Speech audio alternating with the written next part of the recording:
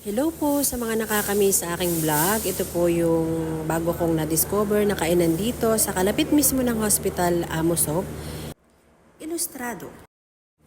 So, Ilustrado traditional Filipino cuisine served in an old-school Spanish-style venue with the antique decor. So, tingnan nyo po yung lugar. Papasyal ko kayo. So, tingnan nyo naman ang ambience dito. Talaga namang para kang pumunta sa lumang panahon. Talaga namang ito daw ay nasakop ng Kastila, kaya ganito.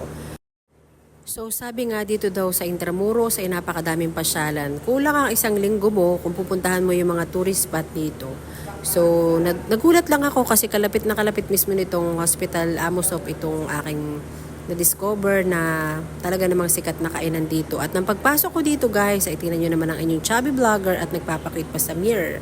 Ilustrado Art Forward, o diba? As you can see, yan yung ano.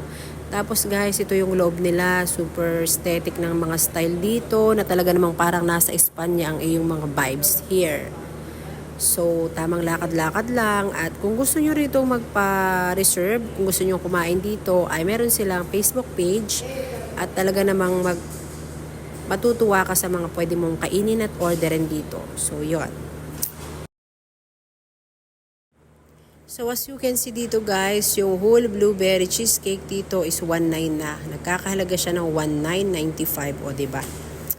Then, ito naman kanilang sansaribal na talaga namang minamasarap ko din is 1.8 mahigit din siya, o diba? Sino ka dyan? Then, ito naman kanilang carrot cake, nagkakahalaga ng 1.350.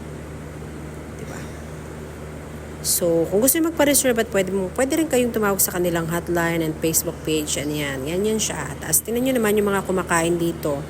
Talaga namang mga ibang lahi. So, para mga galing pa sa iba't ibang lugar iyan.